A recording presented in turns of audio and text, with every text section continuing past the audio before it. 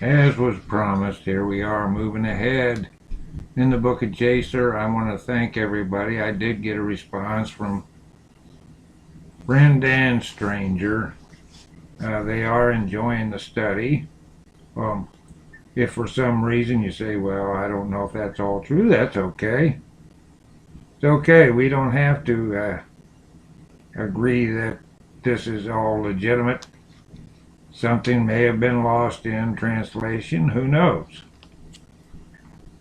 But it does give our 77 books of the King James more authority. Not that it needs any authority with me. It proved itself a long time ago. But what I'm telling you is that when you go through this history book, and even if you do say, well, something was lost in translation, it still adds the credibility to our doctrine. It just does. Chapter 44 is no different.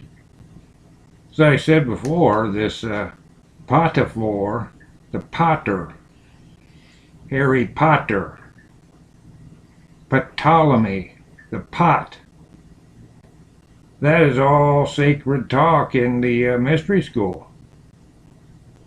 And that's when God Almighty called himself the potter there, and say the book of Jeremiah, he sent the prophet to the potter's house, and oh, if I could just mold Israel like I do, like this potter does his clay vessel.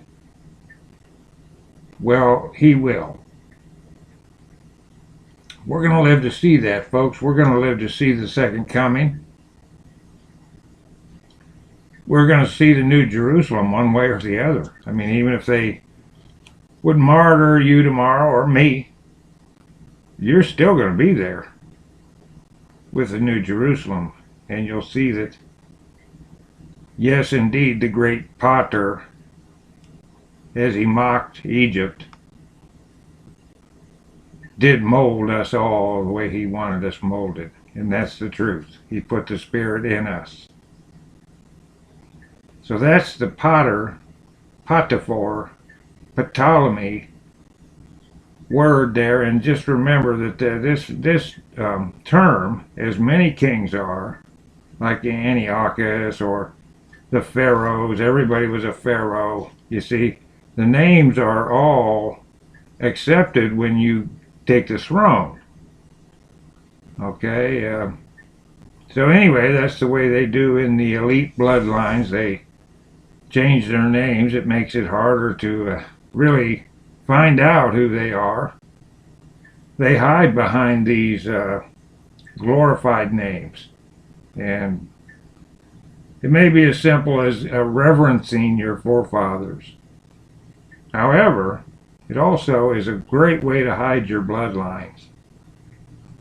And the elite Satanists of the world certainly do that.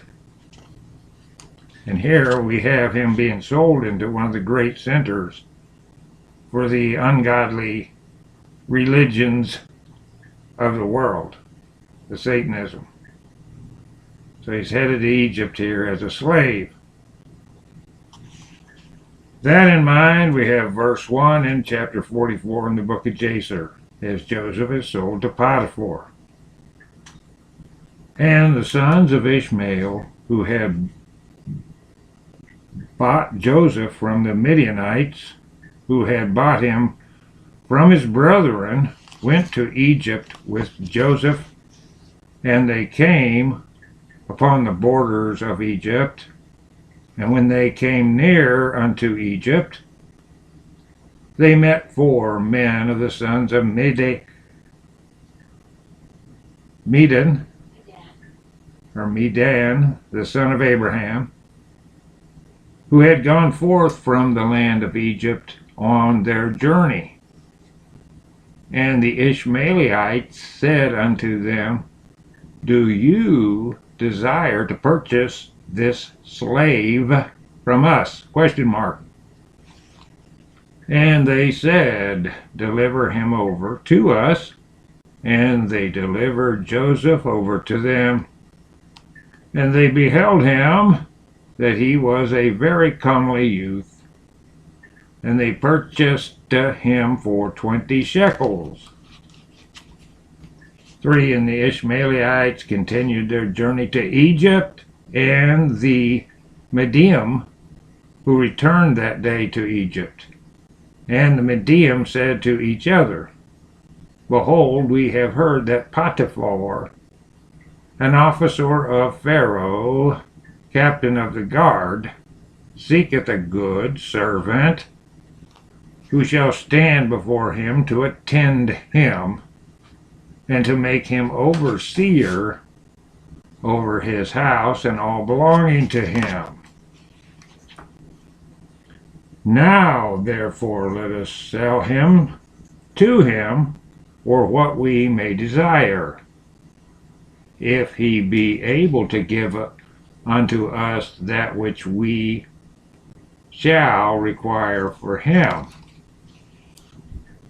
5. And these Medium went and came to the house of Potiphar, and said unto him, We have heard that thou seekest a good servant to attend thee. Behold, we have a servant that will please thee. If thou canst give unto us that which we may desire, and we will sell him unto thee. And Potiphar said, Bring him before me, and I will see him. And if he please me, I will give unto you that which you may require for him. 7. And the Medium went and brought Joseph, and placed him before Potiphar. And he saw him, and he pleased him exceedingly. And Potiphar said unto them, Tell me what you require for this youth? Question mark. And they said, In age 400 pieces of silver we desire for him. And Potiphar said, I will give it you, if you bring me the record of his sale to you, and will tell me his history, for perhaps he may be stolen, for this youth is neither a slave nor the son of a slave, but I observe in him the appearance of a goodly and handsome person. 9. And the Medium went and brought unto him the Ishmaelites, who had sold him to them, and they told him, saying, He is a slave, and we sold him to them. And Potiphar heard the words of the Ishmaelites in his giving the silver unto the Medium. And the Medium took the silver and went on their journey. And the Ishmaelites also returned home. 11. And Potiphar took Joseph and brought him to his house, that he might serve him. And Joseph found favor in the sight of Potiphar, and he placed confidence in him,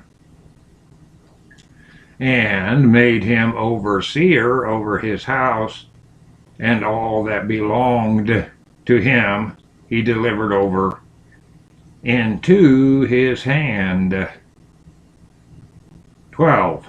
And the Lord was with Joseph, and he became a prosperous man.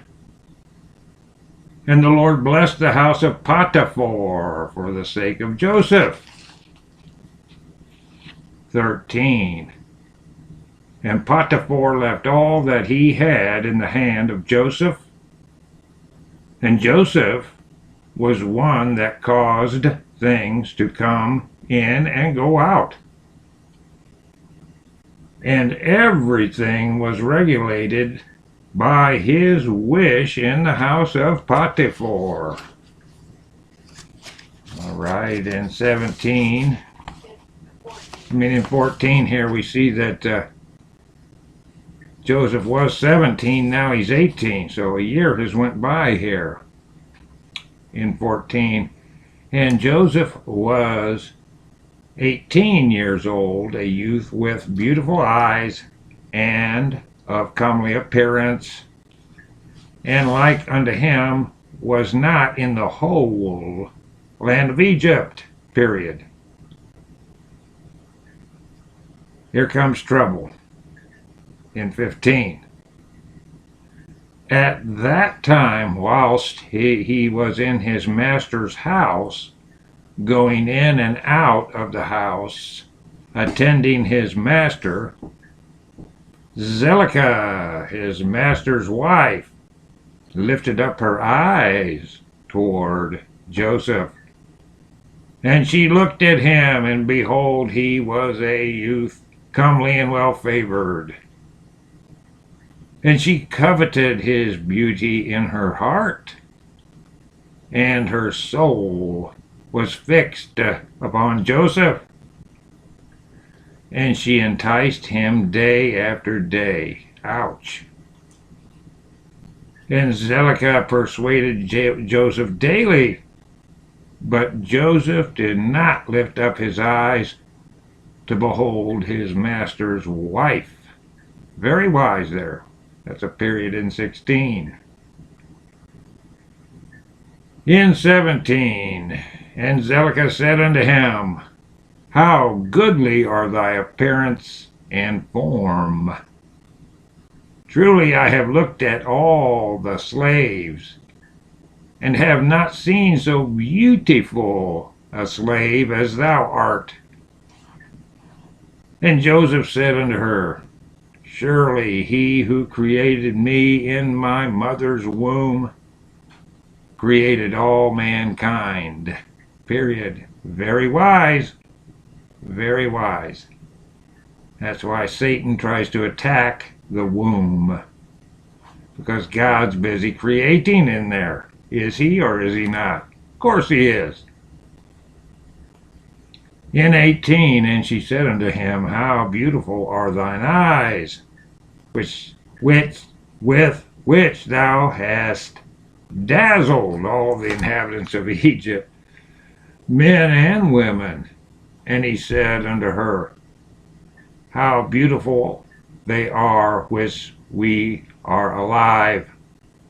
But shouldest thou behold them in the grave, surely thou wouldest move away from them.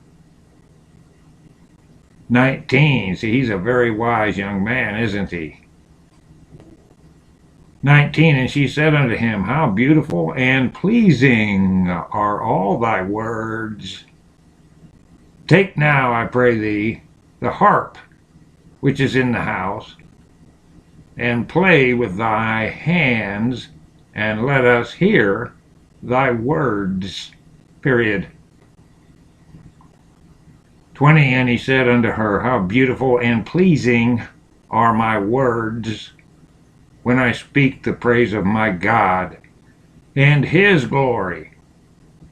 And she said unto him, How very beautiful is the hair of thy head. Behold the golden comb which is in the house. Take it, I pray thee, and curl the hair of thy head. Period. Is this what you call a smooth job here? Is this not flatteries? Is this not her trying to deceive him? 21. And he said unto her, How long wilt thou speak these words? Question mark. Cease to utter these words to me, and rise and attend to thy domestic affairs. 22. And she said unto him, There is no one in my house, and there is nothing to attend to but to thy words and to thy wish. Yet notwithstanding all this, she could not bring Joseph unto her. Neither did he place his eye upon her, but directed his eyes below to the ground. Very wise. 23. And Zelicah desired Joseph in her heart that he should lie with her. And at the time that Joseph was sitting in the house doing his work, Zelicah came and sat before him, and she enticed him daily with her discourse to lie with her or even to look at her. But Joseph would not hearken to her. Very wise.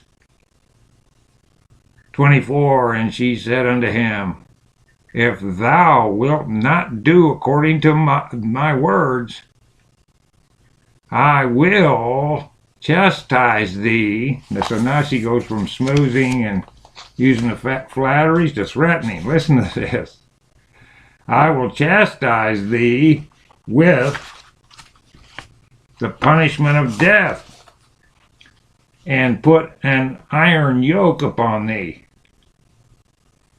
And Joseph said unto her, Surely God, who created man, looseth the fetters of prisoners, and it is he who will deliver me from thy prison and from thy judgment.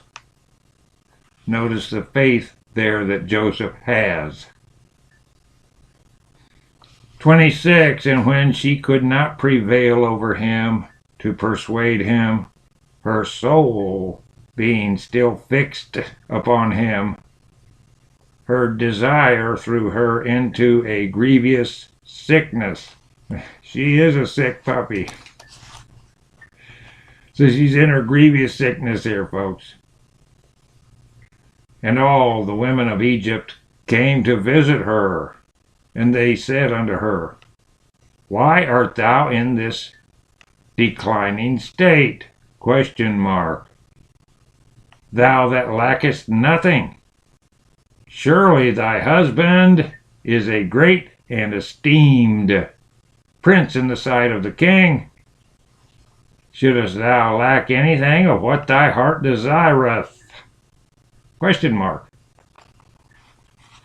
28. And Zelicah answered them, saying, This day it shall be made known to you, whence this disorder springs in which you see me. And she commanded her maid servants to prepare food for all the women. She made a banquet for them, and all the women ate in the house of Zelicah. And she gave them knives to peel the citrons, to eat them, and she commanded that they should dress Joseph in costly garments, and that he should appear before them. And Joseph came before their eyes, and all the women looked on Joseph, and could not take their eyes from off him. And they all cut their hands with the knives that they had in their hands. And all the citrons that were in their hands were filled with blood. Now, see, they're full of occult energy there, folks. They just are. The high priests of Baal do this at their ceremony. They cut themselves. They just do, okay? So these ladies of Egypt are full of occult energy with this description they just gave us. 30. And they knew not what they had done, but they continued to look at the beauty of Joseph, and did not turn their eyelids from him. Period. And Zelicah saw what they had done, and she said unto them, What is this work that you have done? ? Behold, I gave you citrons to eat, and you have all cut your hands. Period. And all the women saw their hands, and behold, they were full of blood, and their blood and their blood flowed down upon their garments. And they said unto her, This slave in your house has overcome us, and we could not turn our eyelids from him on account of his beauty. 33. And she said unto them, Surely this happened to you in the moment that you looked at him, and you could not contain yourselves from him. How then can I refrain when he is constantly in my house? And I see him day after day going in and out of my house. Question mark. How then can I keep from declining or even from perishing on account of this? Question mark. And they said unto her, The words are true. For who can see this beautiful form in the house and refrain from him? And is he not thy slave and attendant in thy house? And why dost thou not tell him that which is in thy heart, and sufferest thy soul to perish through this matter? Question mark. And 35. And she said unto them, I am daily endeavoring to persuade him, and he will not consent to my wishes. And I promised him everything that is good, and yet I could meet with no return from him. I am therefore in a declining state, as you see. 36. And Zelicah became very ill on account of her desire toward Joseph, and she was desperately lovesick on account of him. And all the people of the house of Zelicah and her husband knew nothing of this matter, that Zelicah was ill on account of her love to Joseph. 37. And all the people of her house asked her, saying, Why art thou ill and declining, and lackest nothing? Question mark. And she said unto them, I know not this thing which is daily increasing upon me. And all the women and her friends came daily to see her, and they spoke with her. And she said unto them, This can only be through the love of Joseph. And they said unto her, Entice him, and seize him secretly. Perhaps he may hearken to thee, and put off this death from thee. And Zelicah became worse from her love to Joseph, and she continued to decline, till she had scarce strength to stand. 40. And on a certain day Joseph was doing his master's work in the house, and Zelicah came secretly and fell suddenly upon him. And Joseph rose up against her, and he was more powerful than she, and he brought her down to the ground.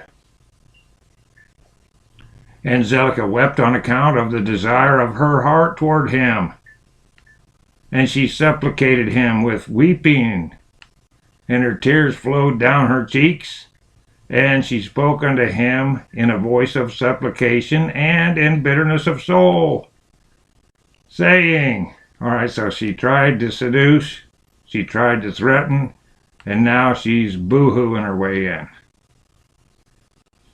42. Hast thou ever heard, seen, or known of so beautiful a woman as I am, or better than myself, who speak daily unto thee fall into a decline through love for thee? Confer all this honor upon thee, and still thou wilt not hearken to my voice?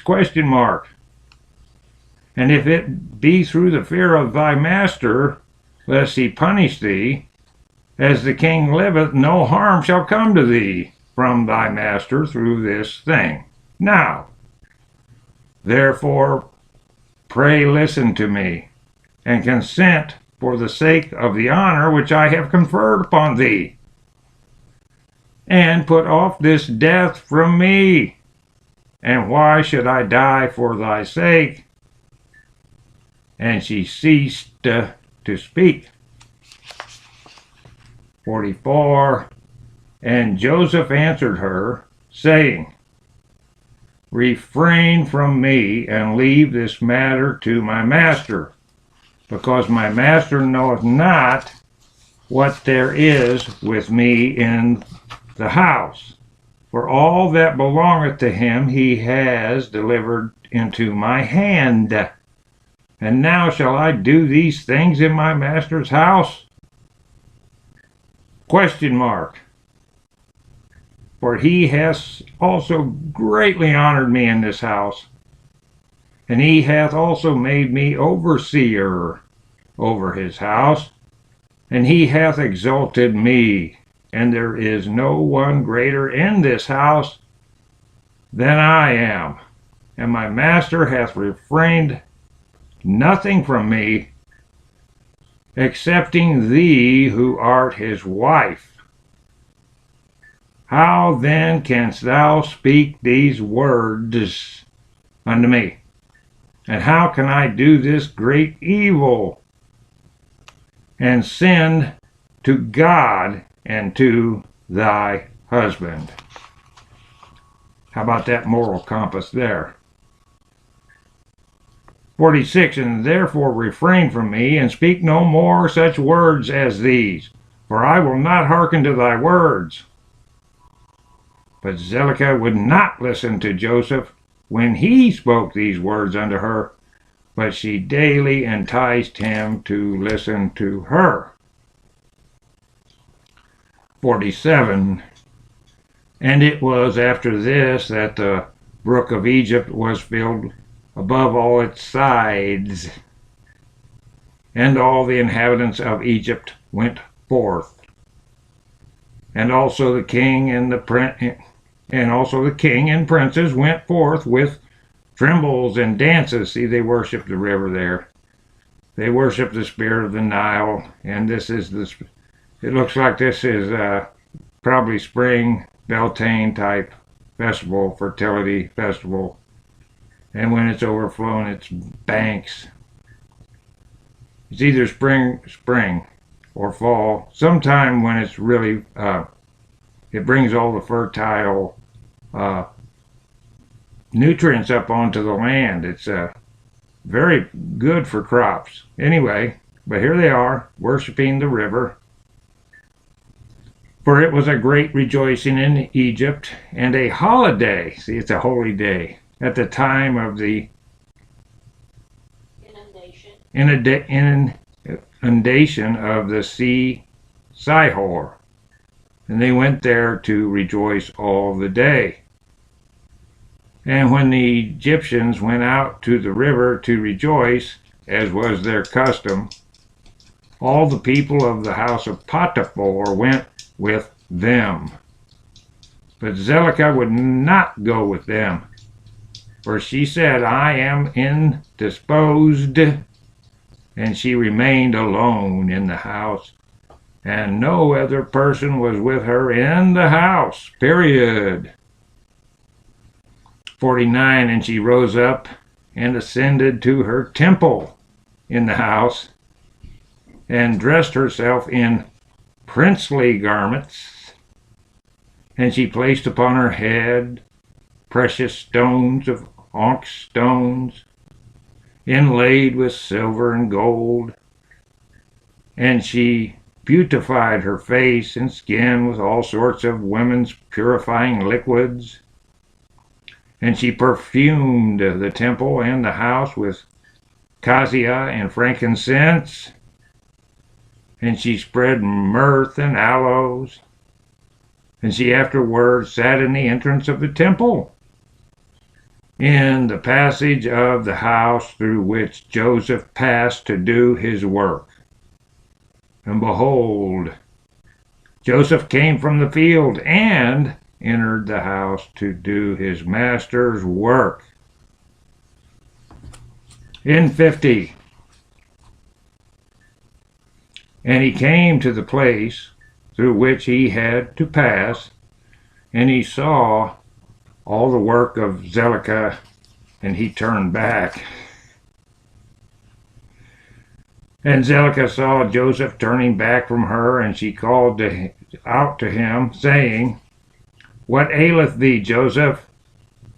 Come to thy work, and behold, I will make room for thee until thou shalt have passed to my seat. 52. And Joseph returned and came to the house, and passed from thence to the place of his seat. And he sat down to do his master's work as usual, and behold, Zedekiah came to him, and stood before him in princely garments, and the scent from her clothes was spread to a distance. Period. And she hastened and caught hold of Joseph and his garments. And she said unto him, As the king liveth, if thou wilt not perform my request, thou shalt die this day. And she hastened and stretched forth her other hand, and drew a sword from beneath her garments. And she placed it upon Joseph's neck. And she said, Rise and perform my request. And if not, thou diest this day. Period. Okay, this is a rape. She's a maniac. It's a rape. 54. And Joseph was afraid of her at her doing this thing, and he rose up to flee from her. And she seized the front of his garments, and in terror of his flight, the garment which Zedekiah seized was torn. And Joseph left the garment in the hand of Zedekiah, and he fled and got out, for he was in fear, and I don't blame him. She had the sharp knife, didn't she? 55. And when Zedekiah saw that Joseph's garment was torn, that he had left it in her hand, and had fled, she was afraid of her life, lest the report should spread concerning her. And she rose up and acted with cunning, and put off the garments in which she was dressed, and she put on her other garments. And she took Joseph's garment, and she laid it beside her, and she went and seated herself in the place where she had sat in her illness, before the people of her house had gone out to the river. And she called a young lad who was then in the house, and she ordered him to call the people of the house to her. 57. And when she saw them, she said unto them with a loud voice and lamentation, See what a Hebrew your master has brought to me in the house. For he came this day to lie with me. Period. For when you had gone out, he came to the house, and seeing that there was no person in the house, he came unto me, and caught hold of me with intent to lie with me. 59. And I seized his garments, and tore them, and called out against him with a loud voice. And when I had lifted up my voice, he was afraid of his life, and left his garment before me and fled. So she's telling a whopper here, ain't she? 60. And the people of her house spoke nothing, but their wrath was very much kindled against Joseph. And they went to his master and told him the words of his wife. 61. And Potiphar came home enraged, and his wife cried out to him, saying, What is this thing that thou hast done unto me in bringing a Hebrew servant into my house? For he came unto me this day to sport with me. Thus did he do unto me this day. So you see, she is setting him up here. This is really a psychopath. It reminds me of the two judges there in the book of Susanna, and when they couldn't lie with Susanna, they wanted her murdered. Yeah, the judges there in Susanna. This is the first book that we have concerning Daniel, and that's what this reminds me of. 62. And Potiphar heard the words of his wife, and he ordered Joseph to be punished with severe stripes. And they did so to him. So he got the whip. And whilst they were smiting him, Joseph called out with a loud voice, and he lifted up his eyes to heaven. And he said, O Lord God, thou knowest that I am innocent of all these things. And why shall I die this day through falsehood, by the hand of these uncircumcised wicked men, whom thou knowest? Question mark. And that has similarities to Susanna when she was judged there in Israel. There in the as the elders were giving false witness against her and the guilty verdict came down, she had a similar prayer here. And that's when Joseph resembled this so much here. And Daniel here was one of the witnesses, the lawyer types against the two judges. Anyway, focusing here. 64. And whilst Potiphar's men were beating Joseph, he continued to cry out and weep. And there was a child there, 11 months old. And the Lord opened the mouth of the child.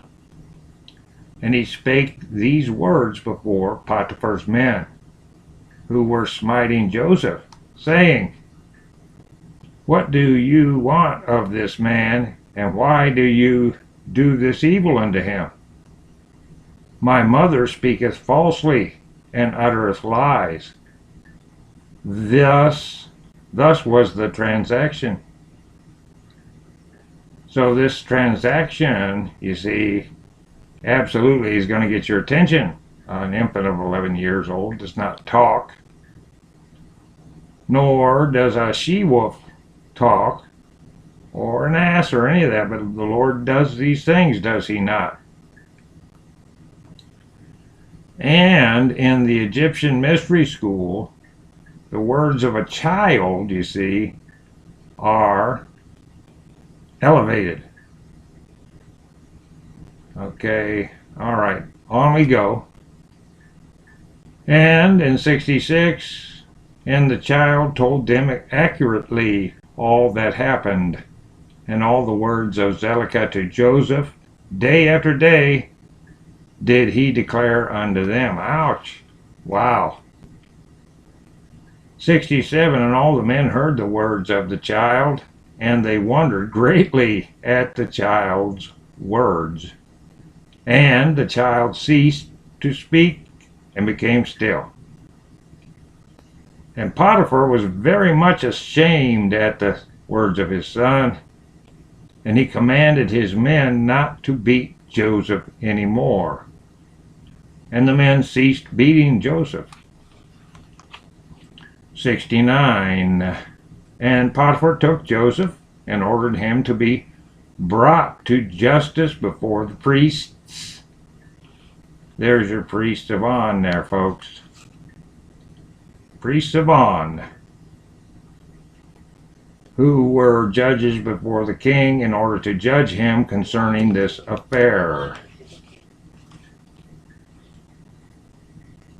What did you say? Belonging to the king. They were judges belonging to the king. 69. And Potiphar took Joseph and ordered him to be brought to justice before the priests, who were judges belonging to the king, in order to judge him concerning this affair. 70. And Potiphar and Joseph came before the priests, who were the king's judges, and he said unto them, Decide, I pray you, what judgment is due to a servant, for thus has he done. And the priests said unto Joseph, Why didst thou do this thing to thy master? And Joseph answered them, saying, Not so, my lords. Thus was the matter. And Potiphar said unto Joseph, Surely I entrusted in thy hands all that belongeth to me, and withheld nothing from thee but my wife. And how couldst thou do this evil? 72, it's a Septuagint. A Septuagint, folks. And Joseph answered, saying, Not so, my lord. As the Lord liveth, and as thy soul liveth, my lord, the word which thou didst hear from thy wife is untrue. For thus was the affair of this day. A year has elapsed to me since I have been in thy house. Hast thou seen any iniquity in me, or anything which might cause thee to demand my life? Question mark. And the priests said unto Potiphar, Send, we pray thee, and let them bring before us Joseph's torn garment, and let us see the tear in it. And if it shall be that the tear is in the front of the garment, then his face must have been opposite to her, and she must have caught hold of him to come to her. And with deceit did thy wife do all that she has spoken. 75. And they brought Joseph's garment before the priests, who were judges. And they saw, and behold, the tear was in the front of Joseph. And all the judging priests knew that she had pressed him.